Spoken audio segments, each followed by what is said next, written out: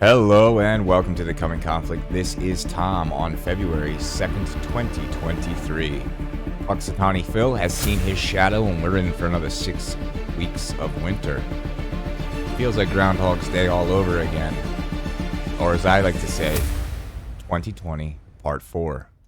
Now I'm sure we all remember Donald Trump's presidency, the good, the bad, the ugly, the Russiagate, the coronavirus, and everything in between. But it sure seems like we're going through something very, very similar right now. What with Hunter Biden's Hunter Biden's laptop scandal, Biden's document scandal, Tyree Nichols' death at the hands of police officers, which was absolutely tragic. Kamala Harris getting on the world stage denouncing the police, and now we have reverse COVID happening, where the vaccines are becoming generally accepted as poison. So it's just very, very strange to me. And I brought up a few headlines to illustrate my point. And we're going to go through this and we're going to do some open speculation. If this seems like another John Bolton-esque regime change color revolution, like with what was hatched to Donald Trump. So we'll go through these headlines and I'll bring up the corollary to Donald Trump's presidency and give you a little food for thought, because I thought this was very strange how all of these things seem to be happening almost at the same time as they did in Trump's presidency, just a little more condensed. And I think as we move closer to 24, we're going to see this vaccine thing specifically blow up. So from today, we have Hunter Biden admits infamous laptop belongs to him, and he's calling for a criminal probe into attempts to weaponize its contents, which is ridiculous. For those who don't know, this crackhead SOB left his laptop with a repairman in Delaware. He signed a paper basically saying, if I don't pay for it and pick it up after X amount of days, it becomes the property of John Paul Mac Isaac, who was the repairman. And that's exactly what happened. Hunter Biden cracked out on drugs, possibly, probably, who knows, never came back to retrieve the contents of the laptop. Well, the laptop was there because it was having its hard drive serviced. It was doing data recovery. So in the process, John Paul Mac Isaac, the shop owner, obviously had to go through and do some verification to make sure files weren't being corrupted as they were being transferred from the dead laptop to a new hard drive. Time goes by. Nobody comes to pick it up. Fast forward, it ends up in the hands of Steve Bannon, Rudy Giuliani, and Bernie Kerik. Okay, so that's the story behind that. But at this same story was also happening during Donald Trump's presidency, during the run-up to 2020 and the presidential election, but they were saying it was fake and it didn't exist. So the same laptop was in the headlines, yet we had all these disgraced intelligence officials coming on and saying that it was fake, it didn't exist, it was Russian disinfo. Right? But now, same laptop in the headlines, but Hunter Biden himself is saying it's mine. And all those people who I said were lying before, they're telling the truth. And because they're telling the truth, they're committing a criminal act. So there's similarity number one on this Groundhog Day. Similarity number two. Biden FBI search. No classified documents found at President's Beach House, lawyers say.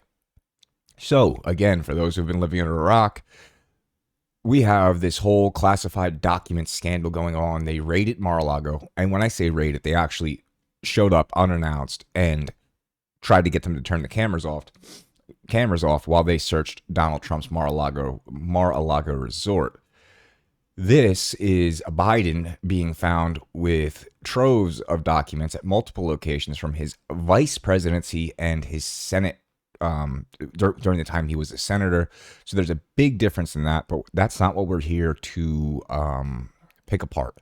In this video, we're trying to draw the correlation between what they did to oust Donald Trump, which in my opinion, and I think many people would agree, was a color revolution, the likes of which you would see in, I don't know, Ukraine in 2014 during the Maidan coup, or I don't know, Belarus towards Lukashenko, or I don't know, in Turkey against Erdogan. The list goes on and on and on. Oh, wait, Syria, don't forget that.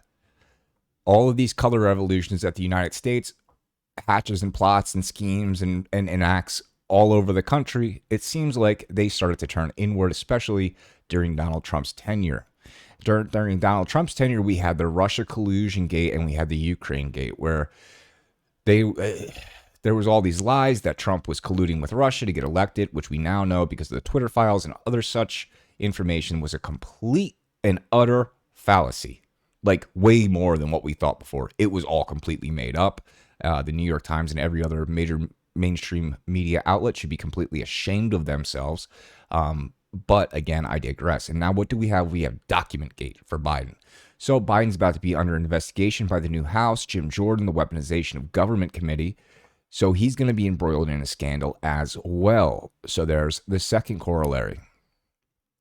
Third corollary. We all remember the Summer of Love, Black Lives Matter riots, right? George Floyd, who questionably died from an overdose. I'm still not totally sure on that one. I do possibly believe it was not that cop's fault, or if it was that cop's fault, it was some sort of psyop and meant to start the riots. But we have another incident where a black man was brutally beaten to death by 4 or 5 black officers in Memphis, and it was horrible. I mean, I really don't recommend you watch the video. It's pretty hard to watch. There's rumors that these guys are gang related, the cops, I mean. The Tyree Nichols dude was resisting arrest, so there's that, but nobody deserves to get beaten until they die for resisting arrest. From everything that I can gather, he didn't have any sort of weapon on him. I don't particularly like the police anyway, so it's not gonna, no skin off my back if these guys get the book thrown at them and locked up. But what do we have here? Not only Al Sharpton, but we have Harris. Harris mourns Tyree Nichols at funeral and calls for police reform. He should have been safe. Now, again, you got to remember that Kamala Harris, at the same time that the BLM riots were going off in 2020, she was raising money for their bail funds. Okay? So she was directly involved in this color revolution, this coup against Donald Trump, this deep state overthrowing of an elected president. This woman was involved, and now she's second in line to power. You better believe she's got her heels up and her fangs out, waiting to get into that president's Oval Office. And there's just too many similarities. There's just too many similarities between what happened to Donald Trump, what the deep state did to Donald Trump, and what's happening to Biden now. The fingerprints are all over it. And then lastly, if you remember, Donald Trump got hit with COVID, and that really was the thing that ended his presidency, be it through public perception and also the rules that were instigated to change the way people voted, all the fraud that came with that. It was a complete debacle. Now what do we have? This is from the Daily Mail, who is a mainstream media outlet. Top doctor reveals both she and her wife suffered devastating COVID vaccine injuries and slams censorship of public discussion about adverse jab effects. So this is becoming more and more common. The daughter of the king of Thailand was injured by the jab, and Thailand is vowing to rip up the contracts with Pfizer, so they'll be null and void. So they're going to be the first country to do so, hopefully at least. And this is going to blow up in Biden's face the same way COVID blew up in Trump's face, except for this is going to be like reverse COVID, where the vaccines are killing everybody. Biden clearly has his fingerprints all over pushing it, mandating it, forcing it, calling it safe and effective, while at the same time ignoring all the data, covering up dissenting voices, and making sure that any idea that there were injuries or deaths, like Alex Jones has been talking about since the day these things were announced, that all of that was covered up.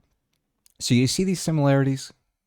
I think this is an interesting Groundhog Day. It's 2020 all over again. 2020 Part 4. I want you to think about these things and leave me down in the comments whether you think I'm grasping at straws or there is something, these are dots worth connecting. Because in my mind, this is too much of a coincidence not to be a conspiracy, I guess is the best way to say it. Leave me a like. Like I said, leave me a comment. Follow me on Twitter, Getter, Truth. And remember, in the information war, knowledge is power, but awareness is victory. Oh, and one last thing. If you are watching this on YouTube, follow me on Rumble at The Coming Conflict, and vice versa. You guys have a great day. God bless. Happy Groundhog's Day.